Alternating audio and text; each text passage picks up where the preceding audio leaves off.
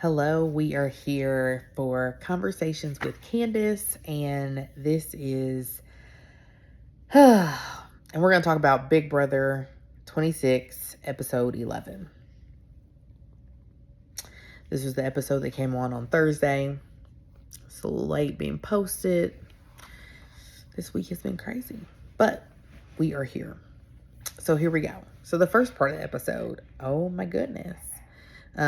It starts with them ending the veto meeting and how Mackenzie took herself off the block, and then Ansley came on and said, told about her power and that they'll find out who has the power on the next episode. So before the vote, not the vote, sorry.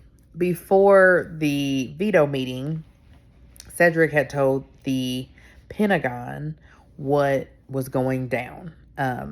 He knew that this plan of Tucker's was going to blow up and that Tucker was going to blame him. So he told the Pentagon that Tucker wanted to put up Quinn, which is true. And he said he didn't want to do that. So again, Cedric has to play his game. What are your opinions about that? I understand that Tucker's suggestion was a great suggestion, but at the time, Cedric did not feel like that was right for his game because Quinn is in his alliance. The other thing is, Tucker needs to calm down. He's taking this a little bit too personal, calling it a bitch-ass move. Just, let's keep the B word out of it. And that's okay to say, like, I'm after you, whatever. Okay, it's a game. It's a game. And I just love how Cedric is handling it. He's not blowing up with him. He's like, okay, sure, you'll come after me. No problem. Don't expect less. He is, like, making Tucker seem like the unstable one, which is kind of good. But, so I really like that. Tucker, obviously, he's butthurt. He's hurt that he didn't go along with his plan. But again, Cedric, I applaud you for playing your game and not everybody else's. It's so easy, I feel like, as the HOH to, like, do what somebody else wants you to do. But in your case, you actually try to do what you wanted to do, which I appreciate. I did like the house meeting, Cedric. That was very great because essentially it let Tucker explain the plan that he had told Cedric. And Cedric, like he said, was sitting back eating his popcorn because that's not the plan that he came up with. And then he ended up not doing that plan, which was in his best interest. So we will see. And then in the house meeting, Quinn had to admit that he did have the power. What are your thoughts on that? I would have just kept quiet and let him keep guessing. Why tell him? The thing is, they weren't going to figure it out anyways because you are a silent HOH. So anyways, I don't think he should have told. And then for Quinn to go on and say, oh yeah, I wasn't going to use it. I'm not going to use it. Do you really expect people to believe that? For real, for real, for real? Nah, bro. So, in this segment, the house guests were doing damage control with America since they now know that America has to pick the third nominee. I loved it. I thought it was really cute. Don't know why Tucker wanted to talk about, again, the situation. He looks like a butthole, basically, saying it nicely, for saying that Cedric didn't say that to him, which obviously we know he did. He said, Cedric told him, use the power veto on yourself, and he said, I don't have the votes, and he's like, I'm gonna do it anyways. There were witnesses and everything. So I'm glad that Cedric has people that will attest to that and that will, not let him go and have his back.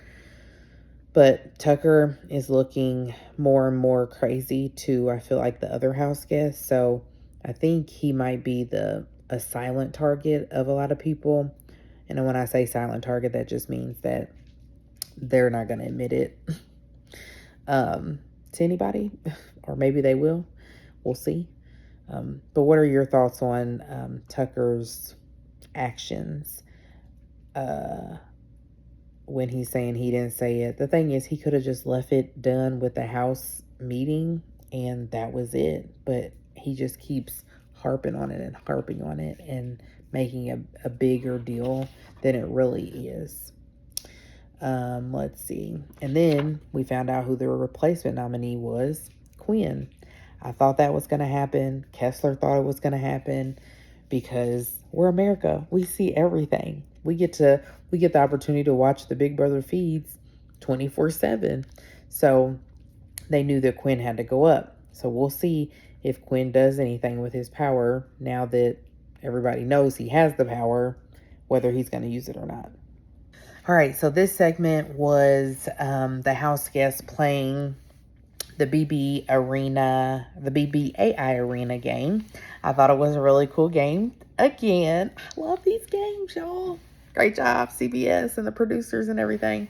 So this is called Data Dump, and essentially, there were, what did she call it? Clue or data pieces that were flying around. So essentially, balls that were flying around a room. I mean, this enclosed place with air, you know, how you at Chuck E. Cheese. And they had to pick all the red ones out. There were different color balls that were flying around as well. Data points is what she said. Data points. So they had to pick out the red data points and collect 20 of those data points. So you know who did it the fastest? Tucker. He is awesome at comps, I have to say, but it's been more so with these BBAI arena comps and not necessarily with like HOH and stuff. So, anyways, so he won. He's off the block. You know, he was super excited because he's been butthurt for the last couple days because of Cedric's decision. So now we will see how that plays out with his attitude. What do you think his attitude is going to be? Comment below. I think he's just going to be cocky like he has been. So we'll have to see the house guest reaction to him winning and him taking himself off and see how this plays out. So that'll leave Quinn and Kenny on the block. So in the last part of the episode, we saw the nominee speeches. Quinn, he's so funny. He loves Ice Spice. And then Kenny's, you know, normal. Obviously, with a vote of 10-1, they voted out Kenny. Kenny wants to go home. He misses his kids. I didn't realize his kids were so young.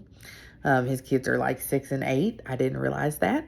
And he's been going through a constant battle of, you know, wanting to stay and missing them. So I think the house knew that this was going to be an easy vote, even though they should have got out Quinn because his power is still there. So essentially, even with putting Quinn up, they still wouldn't have accomplished what they wanted to, which was to flush the power. Ha ha, Tucker. Oops. So we'll see who wins the head of household competition on, we'll see who wins the head of household competition on Sunday, which is today, and we'll keep up. So come back and see me, Conversations with Candyce. Thank you so much for joining, and please comment and have a conversation with me. I do write back to comments. All right, bye.